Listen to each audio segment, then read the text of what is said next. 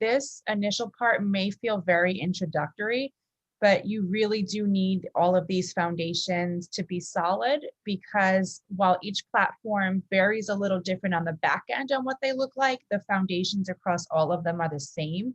So I want to make sure you have all of this, everything tied up and ready to go. So when we go into the second part of this, you don't have to worry about all of the things that seem really simple, but when you're putting it all together, if you don't have this ready to go, it can be very overwhelming. So welcome.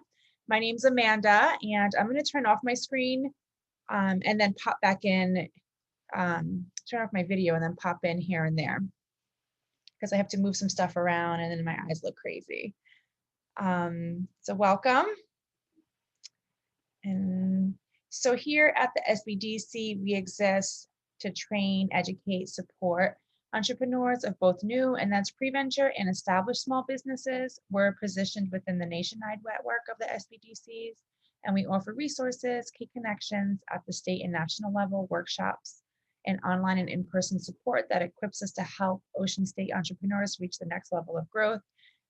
So whether you tune into these workshops and you put some of the stuff into action, or you get some one-to-one support, we're here to help you in every stage of your business. And we have some wonderful counselors here.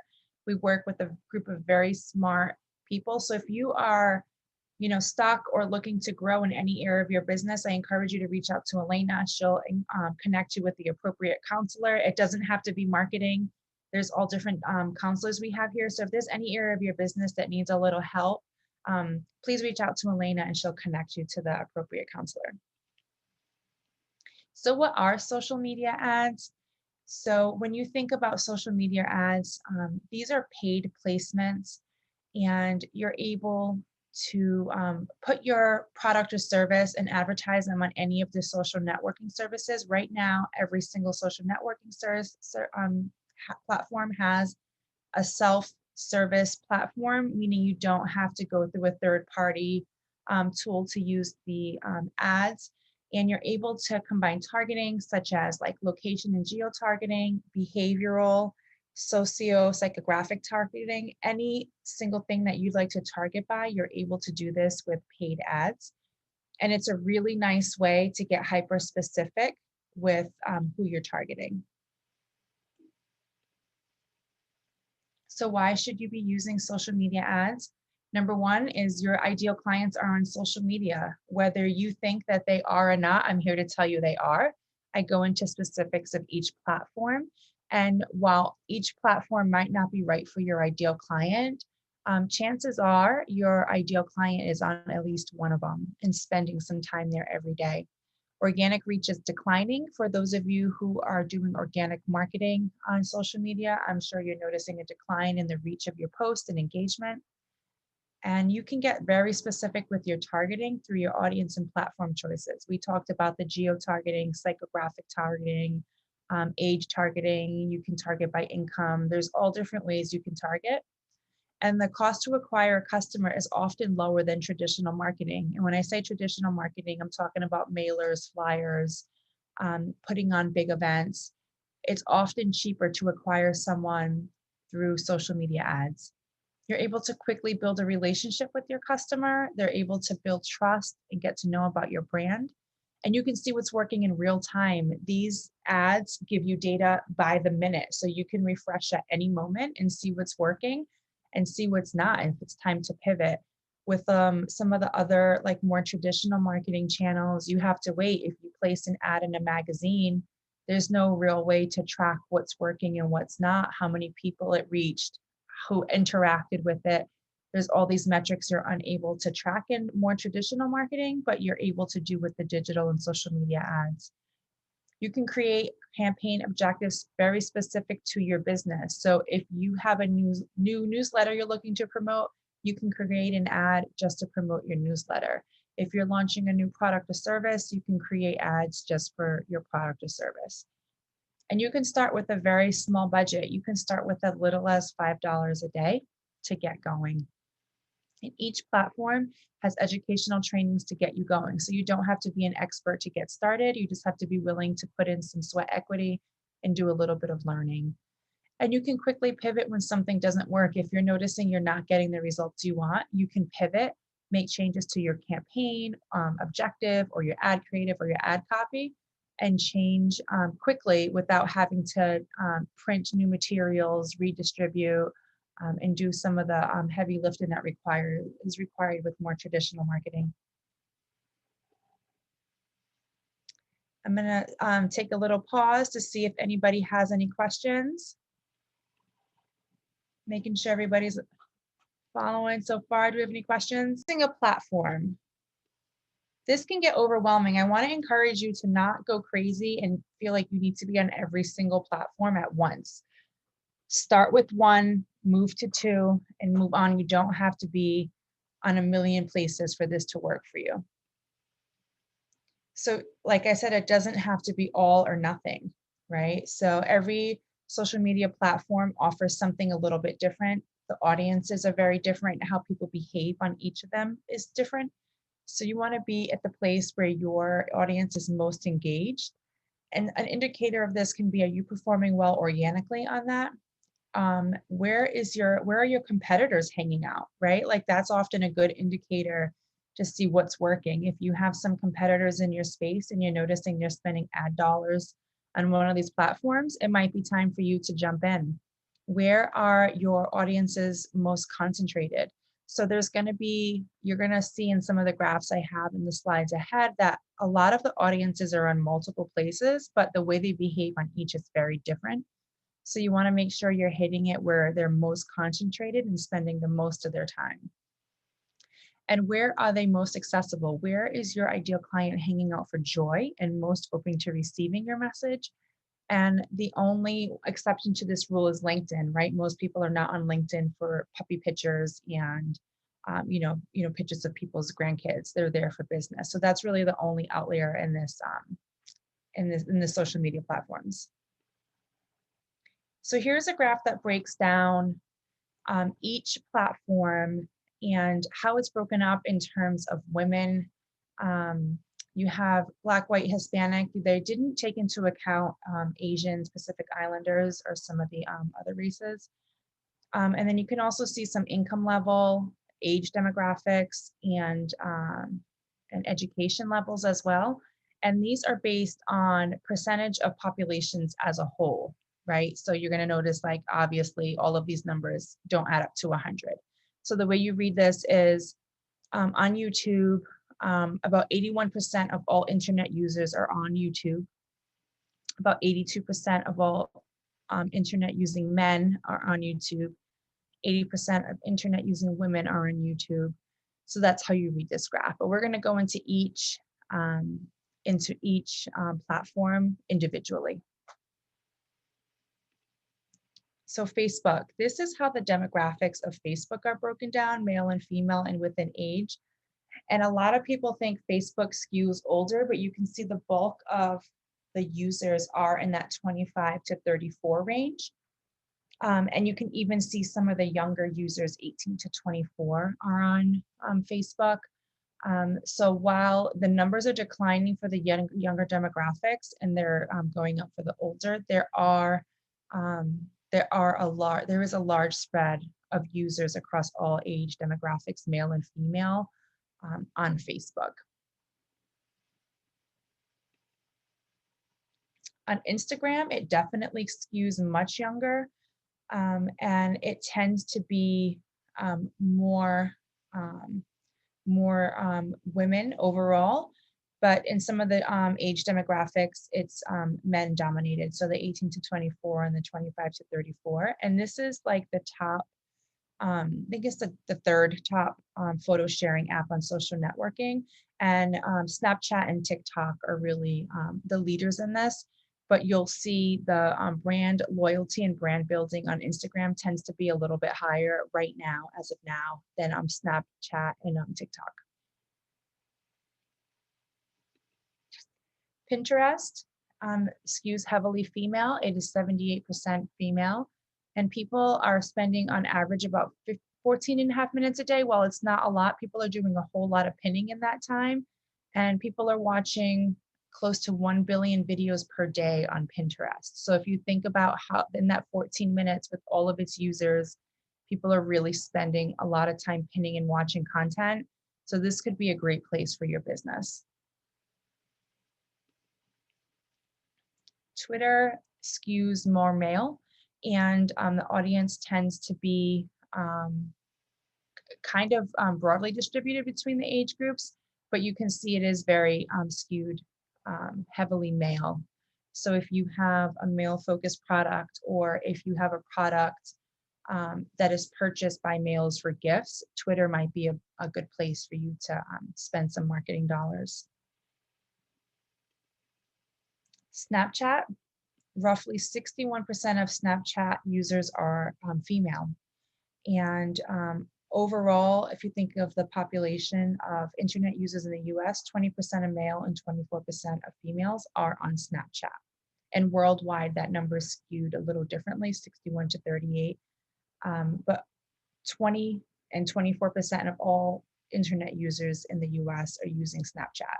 So you can see even that 50 plus demographic, while the numbers are not very big, there are people on, there are users on there. So, you know, sometimes when we think of where to place your marketing dollars, you know, I've seen a lot of dermatologists do really well. You know, you wouldn't think traditionally a dermatologist would do well on Snapchat or TikTok, but they're doing really well with giving out tips, videos, evaluating products.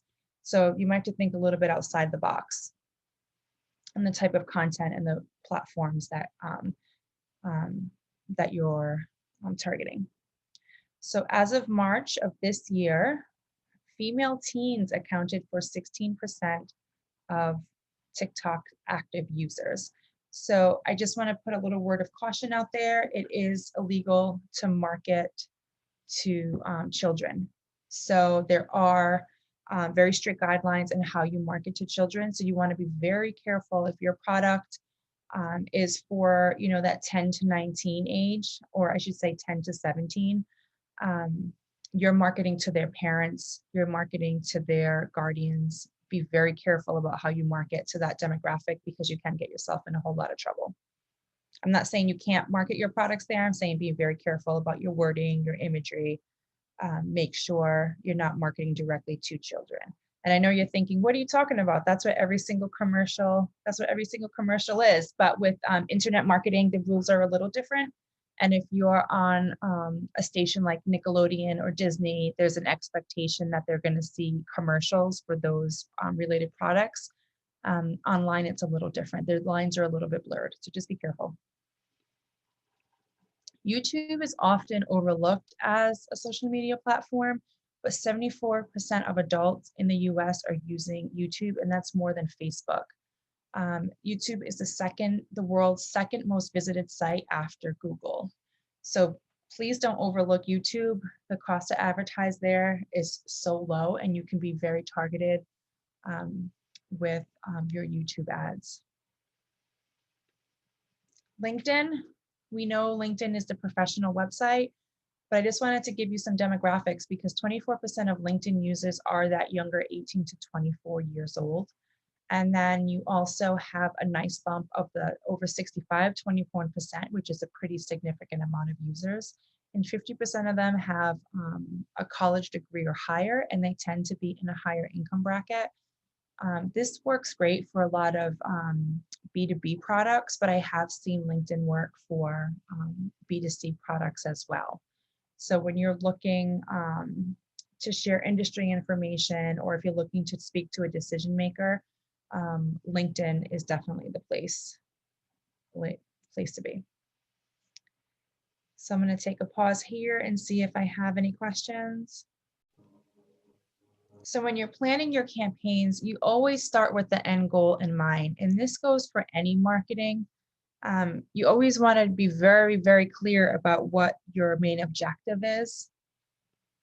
And so you want to think about what's the primary goal of your campaign. Now, some of these will have, if your primary goal is lead generation, you're going to see an increased website traffic. You're going to see people probably watching your video, but you want to think about your number one goal, because when you're choosing your campaign objective, you have to be very clear about what you want, and then the platform will optimize your ad placements for that very specific reason. So if you tell one of these social platforms that you want to optimize for website traffic, they're going to optimize and send your ad to people they think will click on the ad to go to your site. But if you tell these platforms you want to optimize for people to watch a video on on the platform, they're going to show your ads optimized for people that are going to sit and watch the video on each prospective platform. So the secondary, you might get some secondary benefits, but if you are very saying that you only want video views, people to watch a video, your traffic isn't likely to be as high as if you chose a website traffic objective. The same way, if you are looking for brand awareness, you're not going to get a lot of clicks to your website. You're going to get people seeing your ad a ton of time to build that brand awareness. Just like if you choose a brand awareness objective, it's very unlikely you're going to get conversions from an ad because the objective of that ad was brand awareness. So these platforms take your main objective very literally. So if you don't have the correct objective selected, the chances of you getting the results you want are very close to zero. And the second biggest component is your targeting. If you've watched any of my webinars, I talk a whole lot about your avatar and finding your ideal client. This is where all of this comes into play. So with social media ads, you're able to be very, very specific. And when I say very specific, I mean, if your ideal client is a woman aged 35 to 42 who lives in New York City, who likes to buy home meal kits and follow Sephora, if that's your ideal client, you could send and make sure your ads is shown to only this person. So it weeds out every other person on the social platform and shows your ad only to these people. So take your time doing your avatar and really figuring out the types of different platforms they're visiting, the pages they follow, their different psychographics, demographics, all of that you can plug into these platforms and be very specific about who you're targeting. Likewise, you can do what's called look-alike audiences, where you're able to take a list of past purchasers and upload it into the platform, and then each platform will go and find people that exactly match that demographic, and it hashes all of the data, so you don't have to worry about your data being compromised. When you're uploading it, everything is hashed, so there's no actual names, numbers, or locations uploaded or used in the platform. We'll take a break, see if we have any questions. So if your main objective is just brand awareness or traffic, you can get away with spending about $5 a day and really see a significant boost in the website traffic on your site. And the way you do this is make sure you have your Google Analytics set up so you're able to track everything. If you haven't watched that webinar yet, I encourage you to go back and take a peek at that webinar. But if your goal is conversions or purchases, you can expect to spend a little bit more per day. And the more conversions you get on your website, the smarter the system gets. So you need roughly about 40 conversions on your site in the last 30 days for these platforms to fully optimize. So if you're not having significant conversions on your site right now and you choose a conversion as a goal, it will take a little bit longer to ramp up to get what they call a seasoned pixel. So the system can get smarter and smarter to be able to target your ideal client. And if you have no idea who your ideal client is and where they're spending time, you're just throwing money at the wind and you're likely going to lose money. Random targeting rarely works. Like you'll see sometimes people, you'll see testimonies where people hit it big with their first ad. It's very unlikely. You can expect, especially with smaller budgets, because it takes so much longer for them to ramp up, for there to be longer A/B testing periods and longer optimization periods. If you have a larger budget, you're able to go faster and you're able to make those tweaks much faster because the system really does need to get data in order to make better decisions. Questions about budget? I know that's a really big one. It's a little bit, but be realistic. You're not going to be able to spend $5 and sell a house. You have to think about how much your product costs to the consumer, how much your product costs to you for you to make this product. And you have to think about higher end products usually have a longer path to conversion. If your product requires a significant financial investment or a significant educational investment, this is going to take people longer from the first time they see your ad to make a purchase. Now, if this could be something considered an impulse buy, something that, they don't have to consult with a spouse or partner, or something that's not going to alter their financial status for that month or week, then your ad spend can be much lower, right? Like people are more willing to spend $15 on something that might or might not work than to spend like $100 on something that they're unsure about. And if you aren't dialed in what you're targeting, you're going to need to test multiple audiences. And in the beginning, you will anyway. If this is your first time running ads, you're going to have to test multiple audiences. It's just part of the process.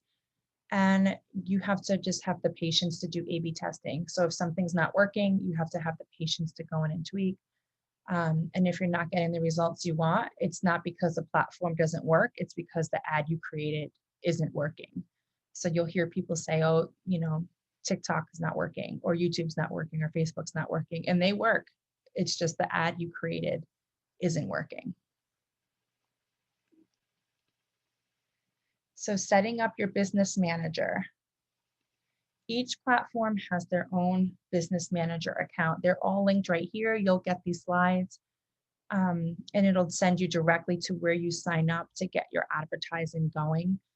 Two things, Instagram is run through Facebook Business Manager, so you'll need to have a Facebook Business Manager account, so both are linked to the same place. And to run YouTube ads, you need to have a Google Ads account because Google owns YouTube. You have to install what's called a pixel, and that is basically a tiny snippet of code. You put it on the head of your web page, and it gathers information about visitors on your website, how they browse, what types of ads they click on, what they buy. And if you think about all of the different advertising platforms out there, each one requires you to have a pixel. So these platforms are gathering data from, tens of millions, even hundreds of millions of websites. So they're gathering data on every single website that their pixel is placed on. So they're able to be very smart about targeting. They know how people behave. The AI is very smart, and it really takes some of the heavy lifting out of what you have to do, because these pixels are already gathering information all over the world every single second of the day. You do not need a coder to install this pixel, but if you have if you have a custom coded website, then I recommend you do reach out to the person who coded your site to help you with this. But if you have some of these like drop and drag websites like a Shopify or Lead Pages or Squarespace, they have a specific little spot for you to put your pixel in. You'll also need to give what's called permissions and share access. And when you go in and sign up for these accounts, you have to link your business page to your ad account. And this gives permission for the ad account to run ads in the name of your business. If you have anybody on your team that's going to be running ads for you, you will also need to add these users. And they all go by like their personal profile. So you will invite people, if you're running ads on Twitter, you'll invite people by their name or their email. If it's a partner, if you're working with an agency, then they'll give you a partner code and you type that in and it'll link it. And in general, you need a business page. You cannot run ads from personal pages.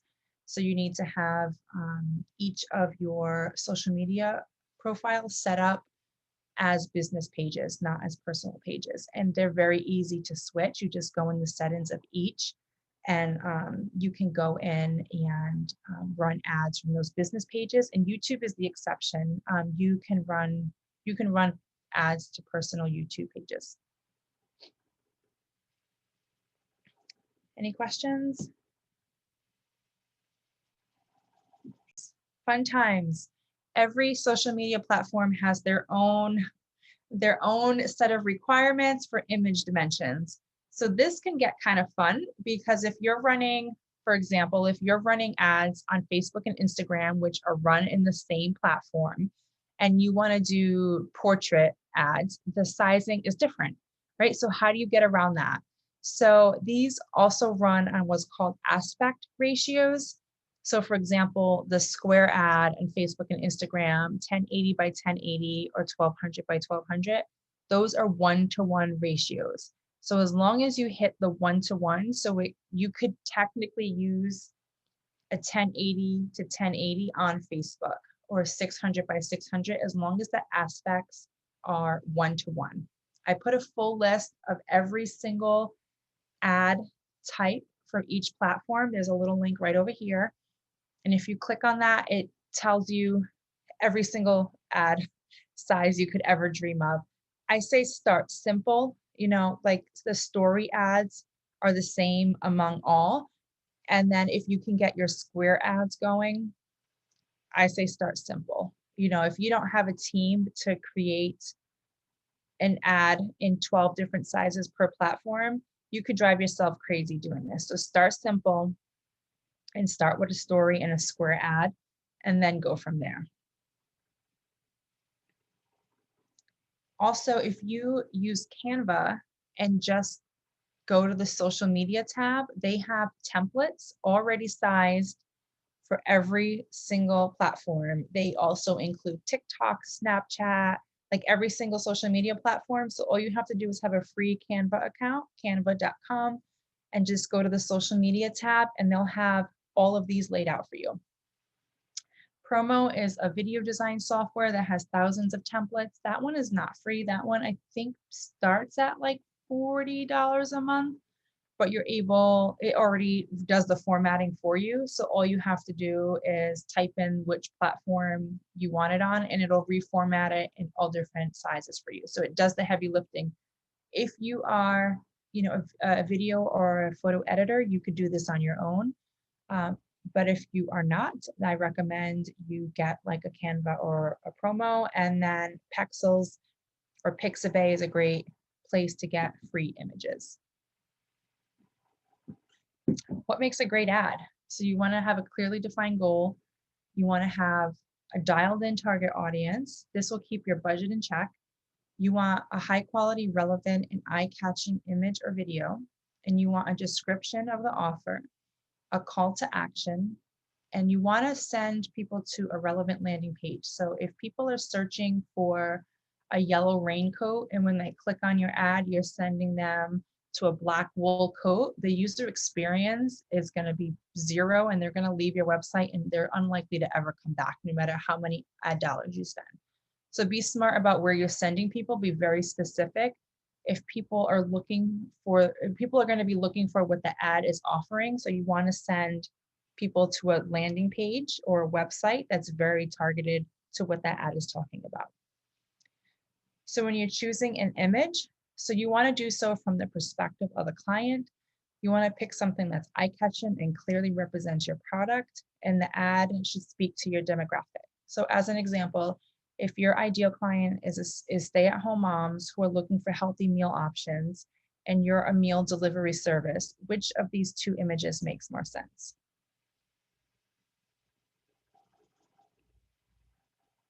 What does everyone think? You're a meal delivery kit service. Your target is stay-at-home moms who are looking for healthy meal options. Which of these makes more sense?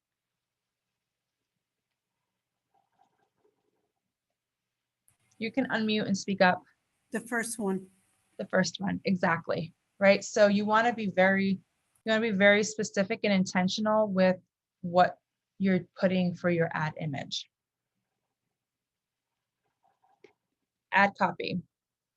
So you want to speak directly to your client. When you're writing your ad, think about it as if you're on the sales floor of your business and somebody walked through the door and you're going to speak to them about your product or service. What types of questions are you going to answer? What types of needs or wants does this product or service solve? What pain point does your product or service eliminate? And what call to action do you want people to take, right? Do you want them to learn more? Do you want them to shop now? Do you want them to book now? Be very clear about the action you want them to take, and you want to compose your ad copy speaking directly to them. You don't want it to be very broad or misleading. So another quiz. So these two ads, when you look at them, which one you think is very clear about what problem they're going to solve and what you're going to get from the product or service?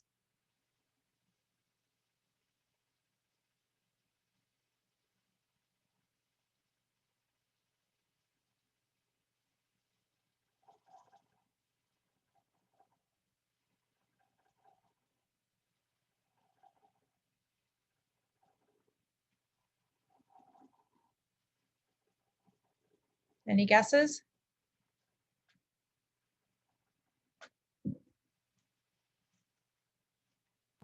Yeah, Amanda, we have some in the chat.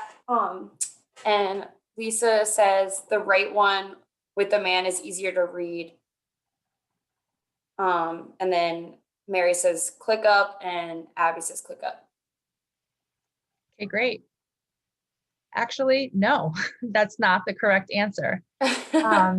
While ClickUp, oh, I went back. Well, oh goodness, I don't know how to go back.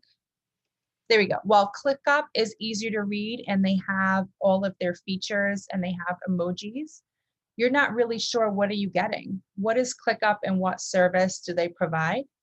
On the left, you know, with Susan Hyatt's ad, exactly what you're going to get. She lays out very specifically what you're going to get with her product. And she's asking you to get your demand challenge kit, while the ClickUp is saying 15% off, but what exactly are you getting? Who are they serving? Does anybody know what ClickUp is? Can you tell from this ad what ClickUp is or who they serve? Versus with the other ad, you know exactly what you're going to get and who they serve. The second ad is for startups. What do they do?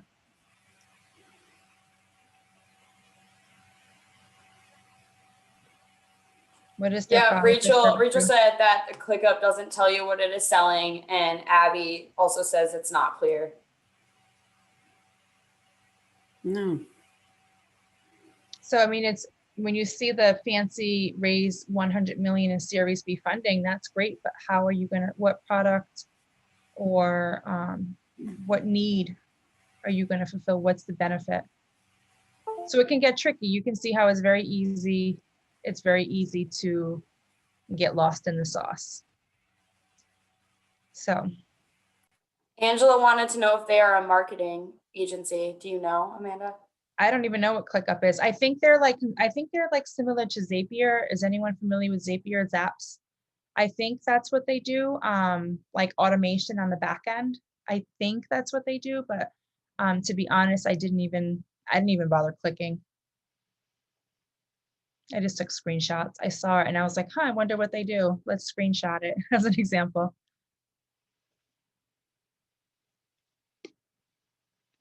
All right, another example coming up. This one isn't what's better or what's worse. This is just two examples of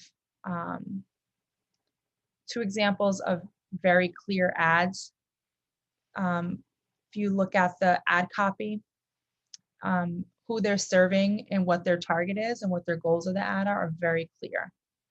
You know, the one on the left, attention, do you want to be a Wall Street Journal bestseller?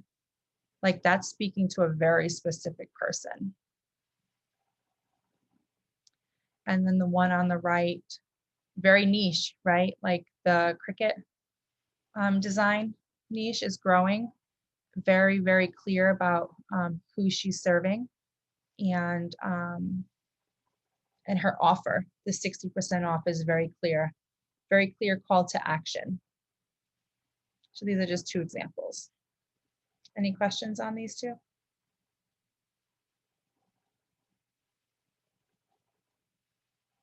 Both use emojis. Emojis are great.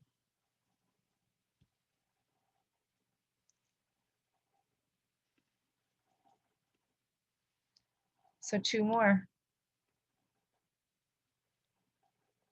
Very clear about who they serve. Their images are very clear. And they have really good call to actions.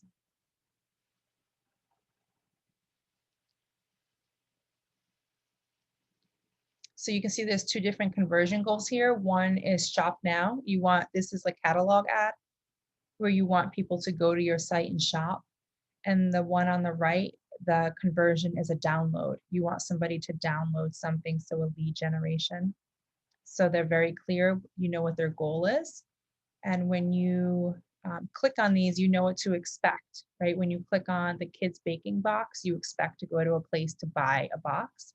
When you click on the makeup artist one, you expect to be brought to somewhere to either enter your email in exchange for a download on how to book brides.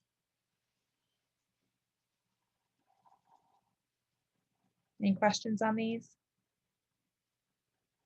Yes, Amanda, we have a couple.